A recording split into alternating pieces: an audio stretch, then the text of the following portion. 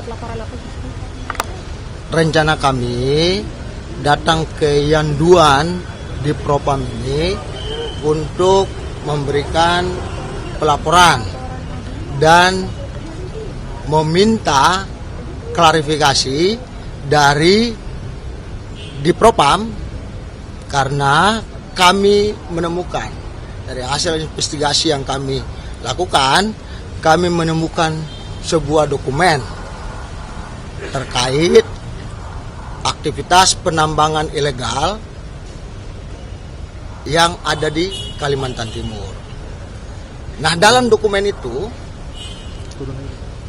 yang dilakukan pada bulan Februari penyelidikannya itu ditemukan dan kemudian dalam kesimpulannya disampaikan bahwa cukup bukti terjadi penerimaan uang koordinasi. Mereka menyebutnya uang koordinasi kepada Kabar Eskrim, Komjen Pol Agus Andrianto. Nah, kira-kira begitu.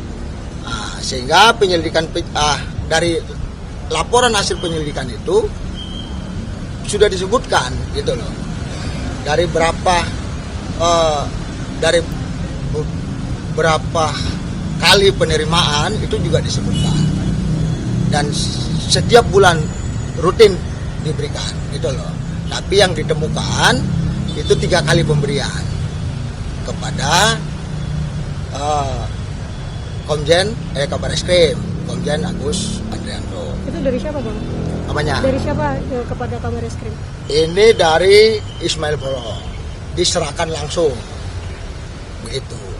Jadi saya pikir ini laporan hasil penyelidikan yang dilakukan oleh institusi Polri sendiri, sehingga kemudian bisa dipertanggungjawabkan. Kalau kami yang melakukan penyelidikan sendiri, nanti dibilang hoak. Nah, kami sekarang mau datang, mau menyampaikan ini loh hasil penyelidikan yang kalian lakukan sendiri, tapi kenapa tidak ditindaklanjuti? Itu yang kami ingin tegaskan. Sekaligus melaporkan, ini Komjen Agus ini kami minta supaya laporan hasil penyelidikan ini ditindaklanjuti. Dan kalau kemudian dilakukan sidang disiplin, sidang kode etik, karena ini penerimaan suap gitu loh, itu tidak dibenarkan bagi siapapun anggota kepolisian, karena sudah disebutkan baik di peraturan pemerintahnya soal disiplin anggota kepolisian dan juga di Perkap Kapolri itu tentang kode etik. Itu tidak diisyaratkan bahwa anggota kepolisian itu boleh menerima suap atau disebut yang mereka sebut uang koordinasi.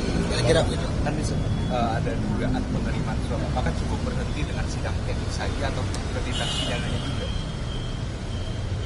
Nah, sudah pasti kalau kita merujuk pada undang-undang tindak pidana korupsi, penerimaan gratifikasi yang tidak dilaporkan selama 30 hari kepada KPK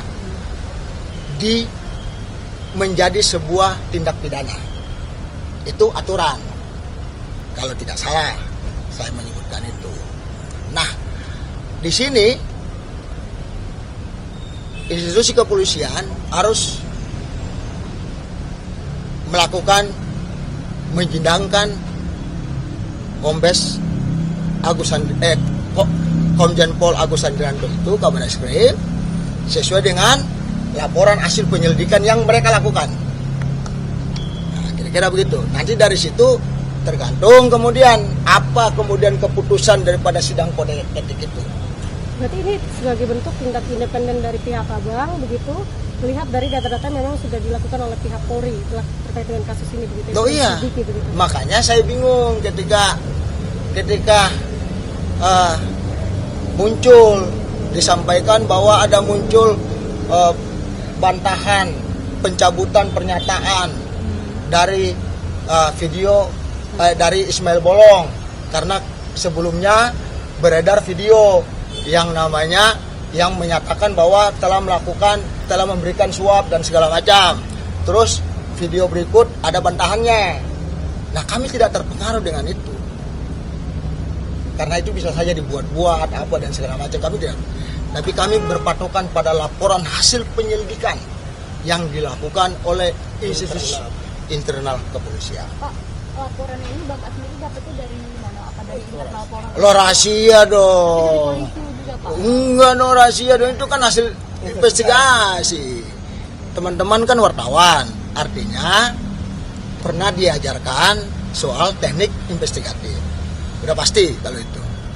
Nah, saya juga pernah ikut pelatihan jurnalistik dan diajarkan soal teknik investigasi. Kira-kira begitu. Berarti terkait dokumen ini bisa dipercaya 100% gitu ya Pak ya? Kenapa? Valid gitu ya Pak ya? Untuk dokumen yang Bapak bawa. Ya kalau gitu ini polisinya nggak valid dong. Berarti Tapi udah diterima Pak di dalam. Belum, saya diarahkan untuk nanti akan diterima oleh Karopaminal. nah, mungkin bisa jelaskan Pak untuk laporan hari ini. Nanti Kenapa? bagaimana nanti Bapak mempertemu dengan siapa tadi yang Bapak jelaskan?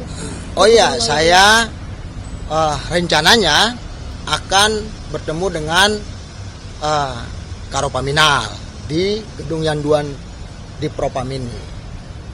Nah, dan saya akan menunggu sesuai dengan apa yang disampaikan ke saya. Kira-kira gitu. Bertemu ya, Pak? Sudah. Pak Karopaminalnya menyanggupi bakal menemui Bapak. Tidak, itu disampaikan bahwa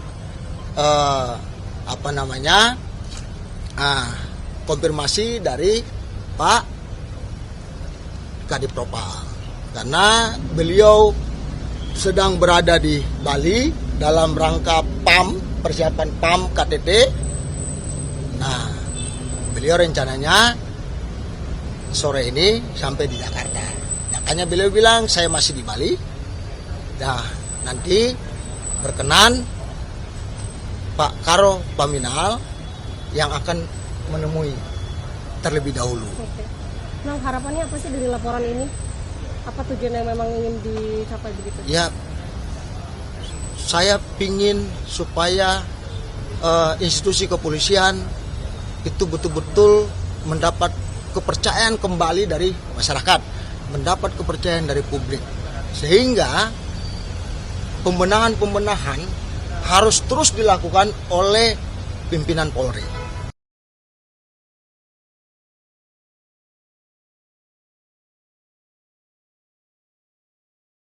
Dan kita mulai, jadi penegakan disiplin itu harus dilakukan.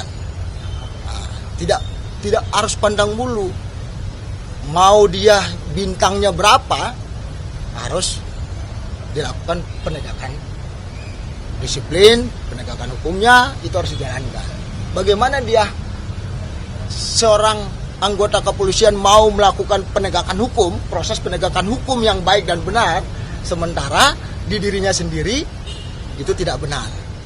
Nah, itu yang kami sebenarnya berharap, karena saya sangat menaruh, kami ini sangat menaruh harapan besar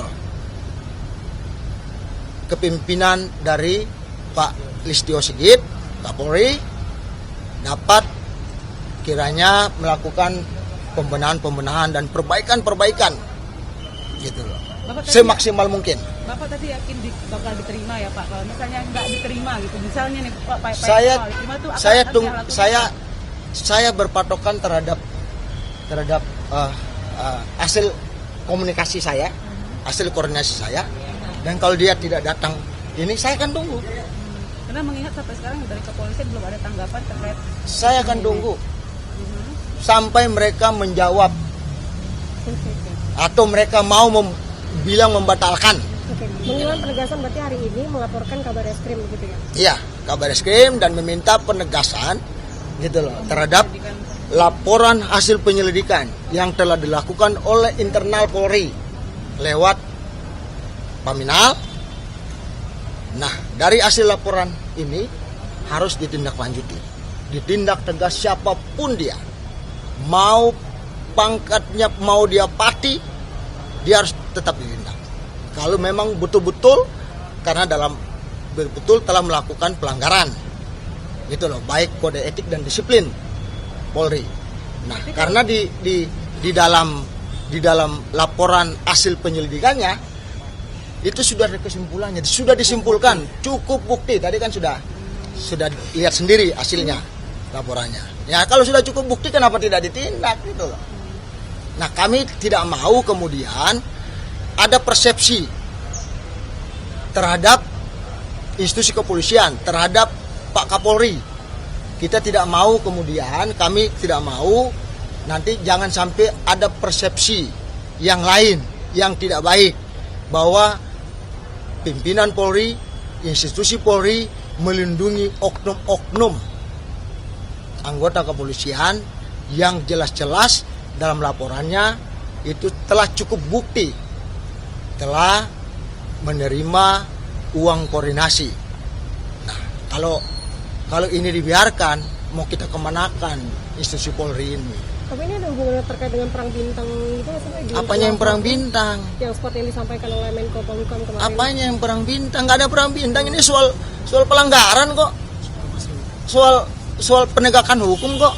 Penegakan disiplin setiap anggota kepolisian yang sudah diatur baik lewat peraturan pemerintah, baik lewat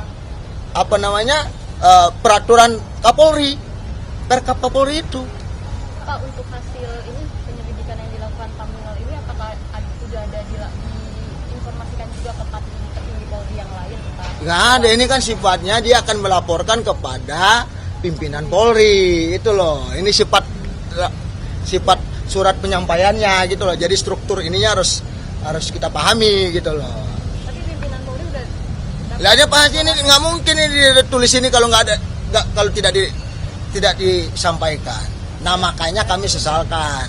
Jangan sampai tadi yang saya bilang, jangan sampai terkesan ada publik kemudian akan berpikir bahwa pimpinan Polri melindungi, bukan saja melindungi oknum-oknum anggota kepolisian yang melakukan pelanggaran tadi yang disiplin dan kode etik tadi, tapi juga melindungi penambang-penambang ilegal itu. Kan begitu. Nah, kita tidak mau itu terjadi. Kira-kira begitu, Mbak. Siap.